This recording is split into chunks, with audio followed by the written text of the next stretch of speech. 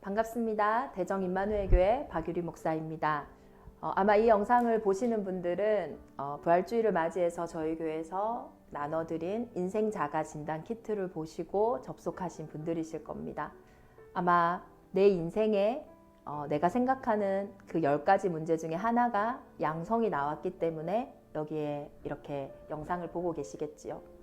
우리 인생에는 많은 문제가 있습니다. 사실 인생에 문제가 없는 사람이 어디 있습니까? 눈에 보이는 어떤 육신의 문제, 질병이라든지 가정의 불화와 또 경제 문제, 이렇게 누구나 다 알 수 있는 문제도 있고요. 또 눈에 보이지 않지만 정신의 문제, 우울증, 조울증, 공황장애 이런 거와 같은 눈에 보이지 않는 문제도 있습니다.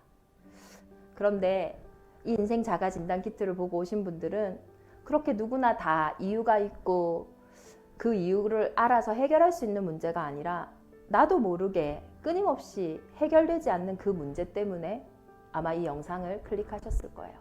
그런데 이 문제들은 다 있는데 중요한 것은 분명히 나는 아픈데 나는 분명히 이러한 질병을 가지고 있는데 병원에 가도 아무리 엑스레이를 찍고 아무리 의사를 만나도 그 문제가 그 질병이 없다라고 나온다는 겁니다. 어떤 분은 도벽을 하는데 이 도벽이라고 했을 때는 뭔가 필요해서 해야 되잖아요. 근데 모든 걸 다 가지고 있어요. 도대체 내가 왜 이러는지 나도 이해할 수가 없는 거예요. 내가 이해가 되지 않고 나도 모르게 오고 그러니 도저히 해결이 되지 않는 거예요.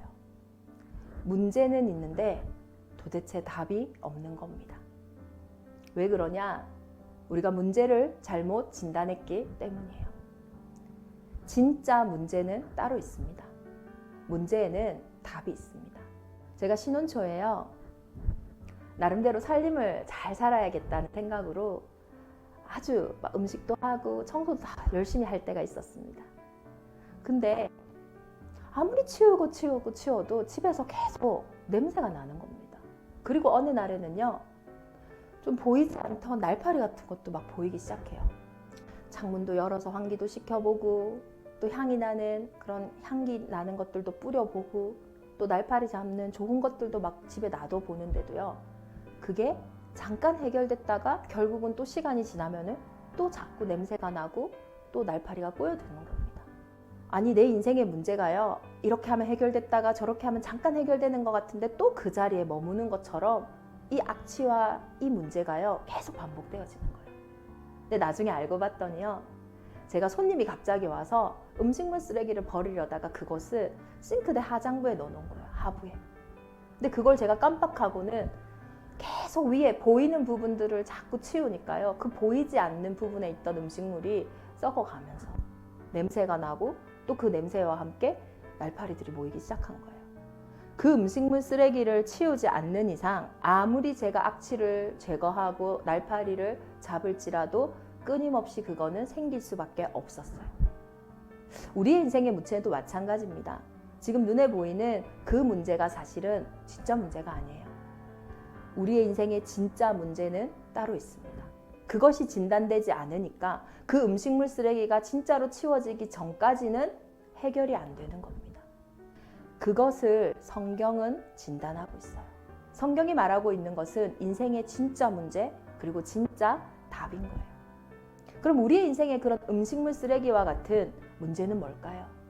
성경은 그것을 우리의 근본에 와 있는 문제라고 해서 근본 문제다, 영적인 문제라고 얘기하는 거예요. 창세기 1장 27절에 사람은 누구냐? 사람은요, 하나님의 형상대로 창조되었대요. 하나님은 눈에 보이지 않아요. 눈에 보이지 않지만 실제하는 것을 우리는 영적이라고 합니다. 인간은 영적인 존재로 창조되었어요. 이것은 단순히 하나님과 함께 살아야 네가 복 받는다 라는 종교가 아닙니다. 하나님과 함께 살아야 착한 거야 라는 윤리도 아닙니다. 이것은 생명이에요. 물고기가 물에 살아야 하는 것이 윤리가 아니잖아요. 물고기가 물에 살아야 하는 것이 종교가 아니잖아요.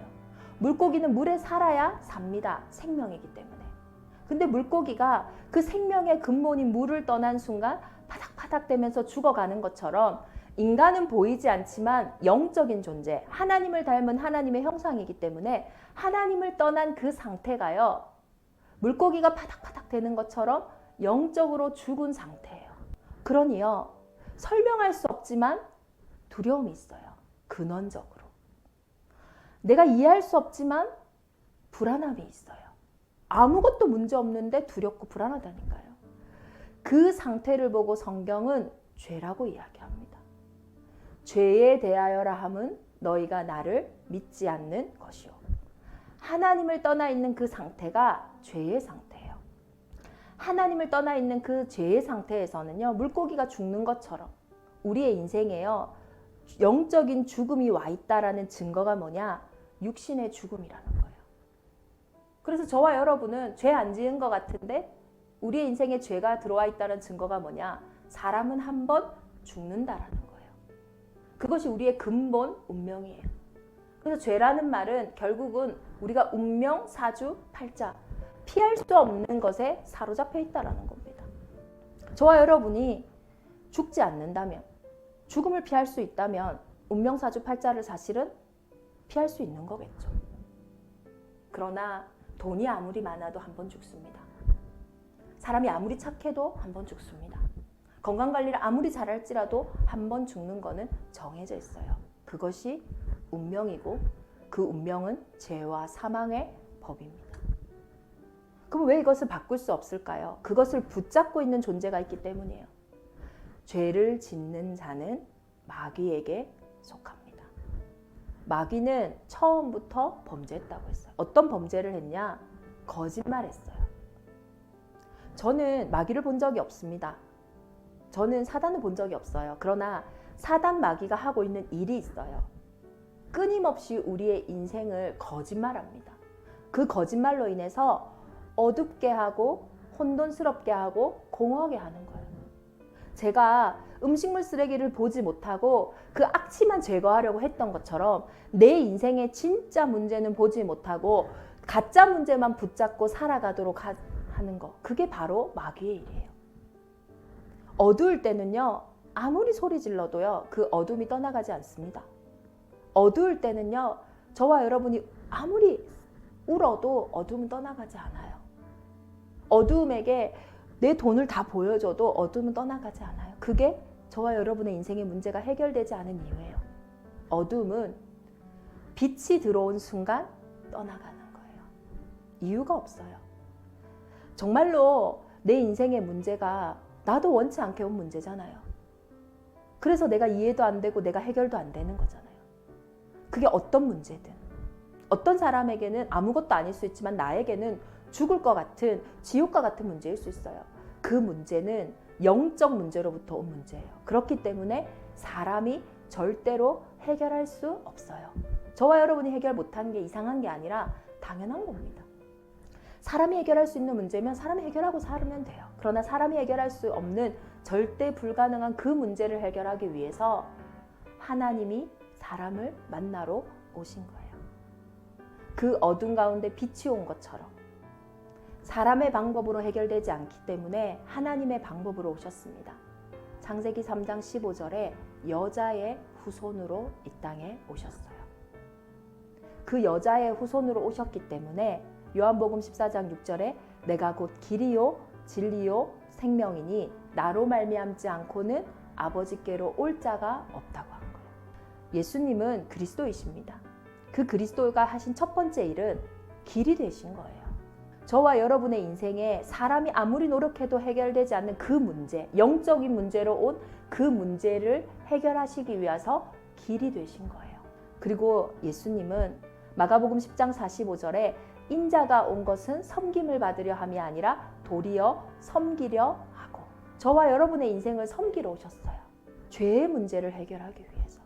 이 운명사주팔자에서 완전히 해방을 주시기 위해서 십자가에서 그 죄의 결과로 오게 된 죽음, 죄 없는 그분이 저와 여러분을 위해서 대신 죽으심으로 죄의 문제에서 완전히 해방을 주신 거예요.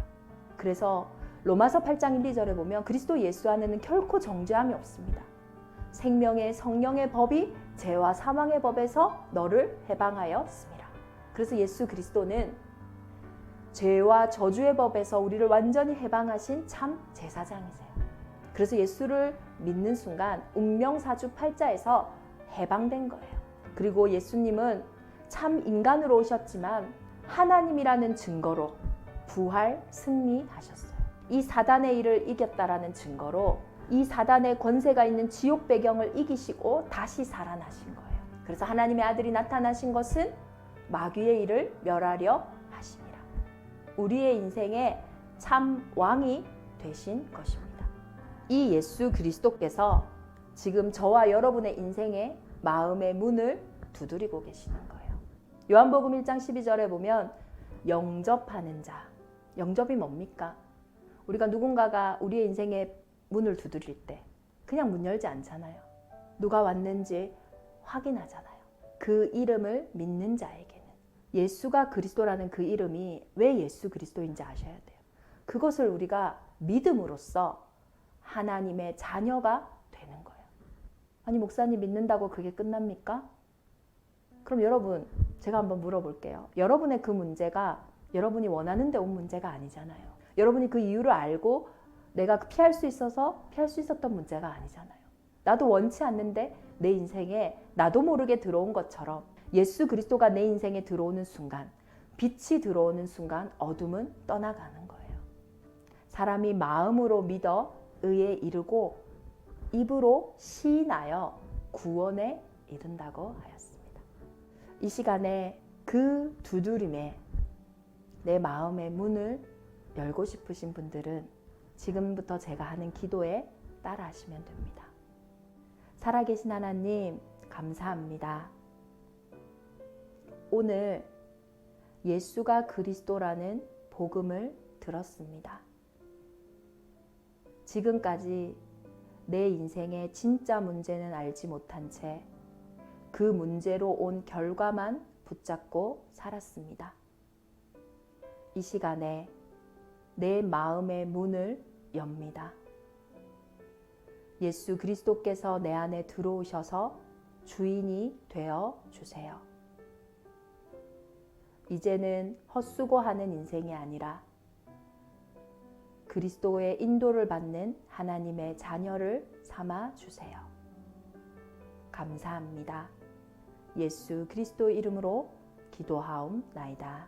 아멘. 축하합니다.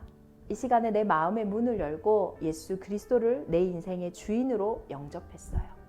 그렇다면 하나님의 말씀의 약속대로 나는 이제 하나님의 자녀가 된 거예요. 아직은 진짜 태어난 어린아이와 같겠죠. 도움이 필요합니다. 가까운 곳에 도움을 요청하시거나 혹은 이 전도지를 전달한 전도자 아니면 대정 임마누엘 교회로 연락 주셔서 이제는 어린아이에서 어른으로 성장하는 그 은혜가 있기를 축복하겠습니다. 감사합니다.